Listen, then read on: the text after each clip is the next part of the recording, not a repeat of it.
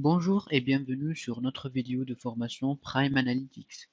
Aujourd'hui, nous allons aborder notre thème analyser ou parse sur AlterX. Pour cela, nous allons utiliser le composant en première vidéo, le composant texte column. Après, on va utiliser le composant regX et après le composant DATER. Pour notre première vidéo, on va essayer de répondre à la question suivante.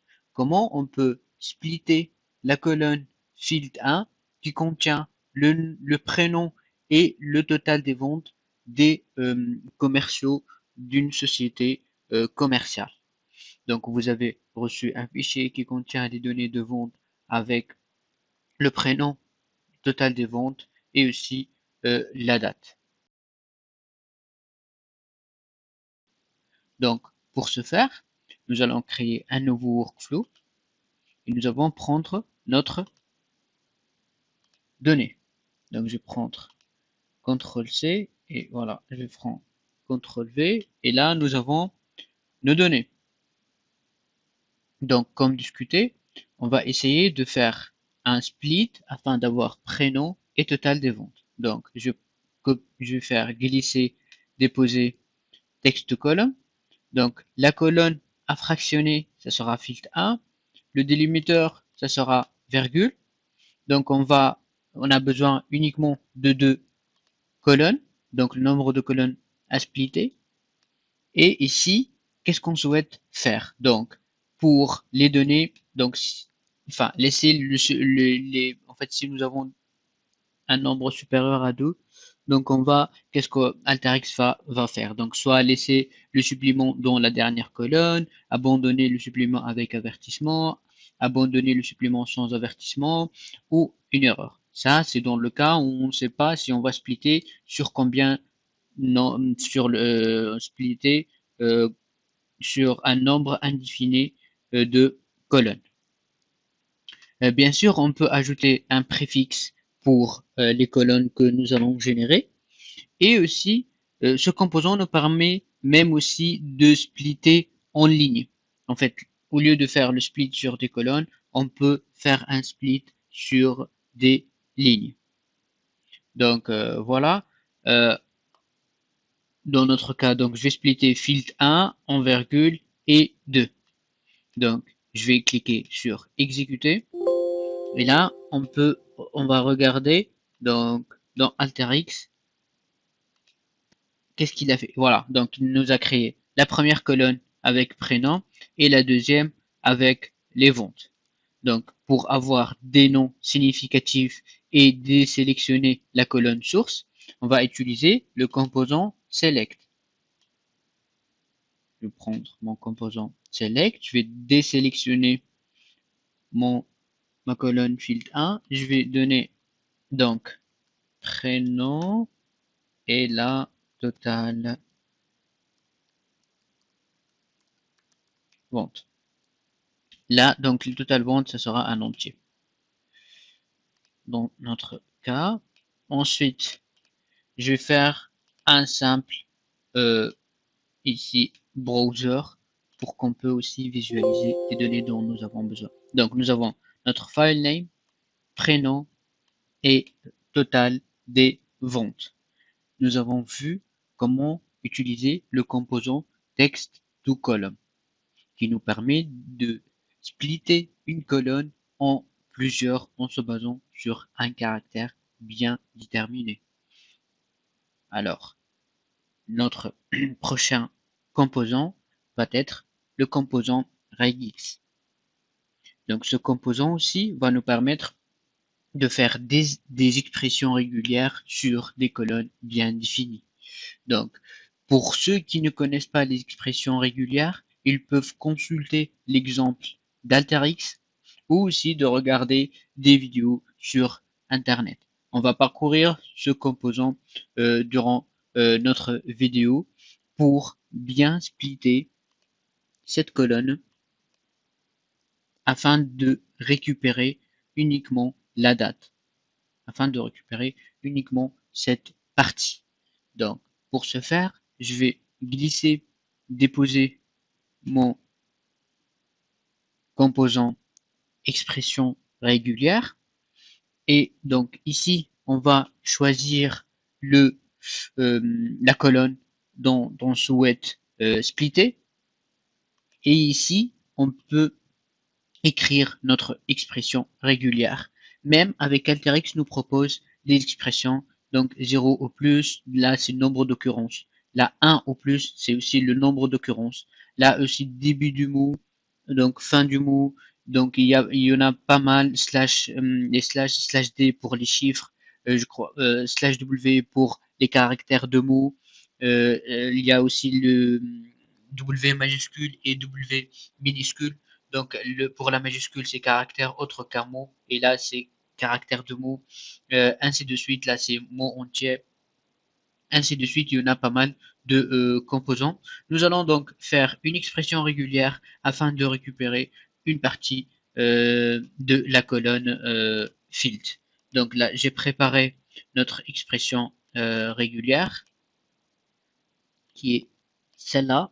Donc je vais prendre une copie et je vais vous expliquer donc de quoi il s'agit.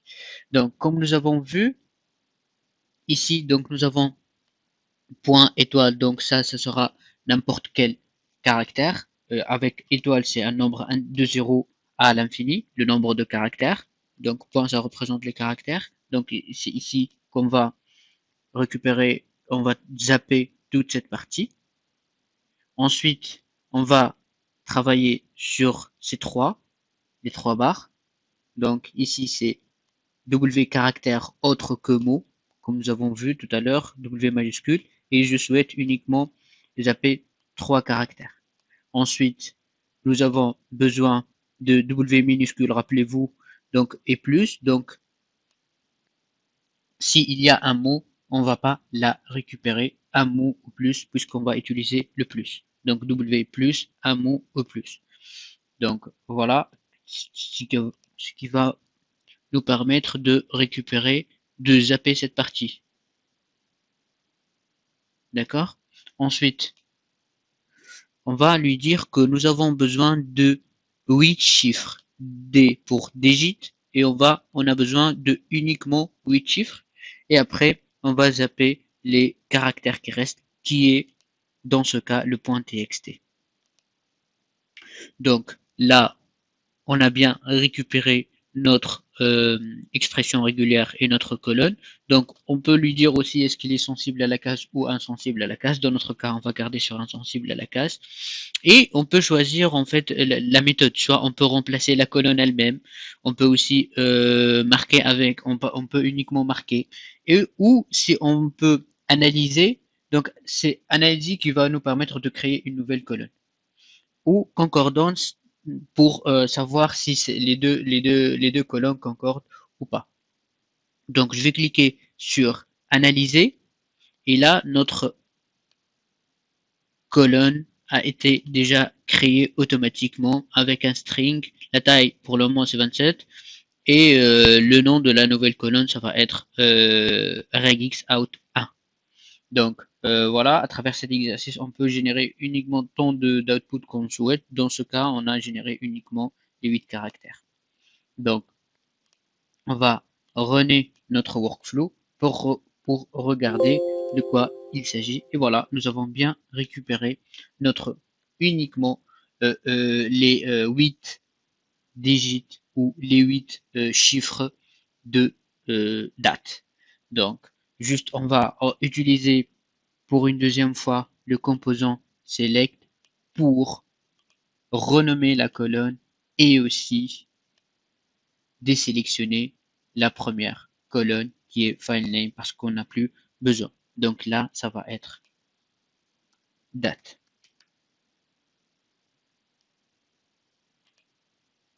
Donc, on voit bien ici que la colonne, elle s'appelle date. Par contre, elle n'est pas de type date, elle est en string. Pour cela, on doit convertir aussi la date afin que ce soit dans les règles de date pour pouvoir l'utiliser après. Dans cette vidéo, nous allons vous montrer comment on peut convertir une chaîne de caractères à une date. Donc, pour ce faire, et juste pour récapituler ou résumer ce que nous avons vu avant, c'est à travers notre fichier d'input sur ce format, nous avons réussi à travers l'outil text column de répartir ou de splitter la colonne field 1 en prénom et valeur. Après, à travers regix, nous avons pu récupérer la date, les 8 chiffres, et après, on va maintenant convertir la chaîne de caractères en date. Donc, pour ce faire, on va utiliser le composant dateheure. Donc, je vais glisser, déposer mon composant entre notre browser et notre select. Donc là, qu'est-ce qu'on souhaite convertir? Donc on va convertir une chaîne à une date et pas le contraire. Donc là, on va garder chaîne, on va sélectionner la colonne date et on va l'appeler par exemple date date com, converted par exemple. Ok? Donc nous avons bien vu que le format de date est jour, mois, année. Donc ici, Alteryx nous demande de sélectionner le format qui correspond au champ de la chaîne de caractères. C'est pas le champ qu'on souhaite avoir, c'est le champ en input. Donc, on va chercher DD, MM, YY.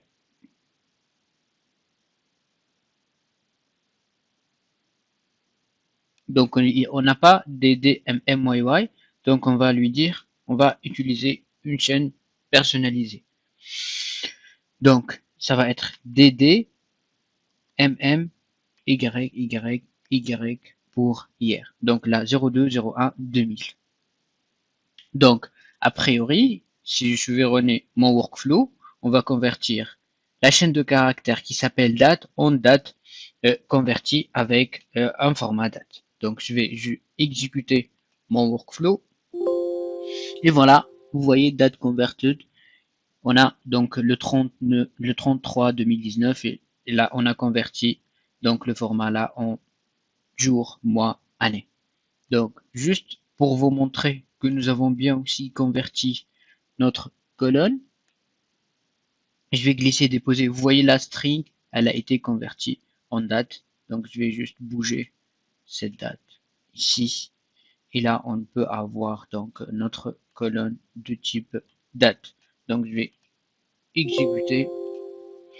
Et voilà, donc nous avons prénom, total des ventes et la date convertie. Donc, tout au long de notre 3 vidéos, nous avons vu comment splitter une colonne en plusieurs colonnes.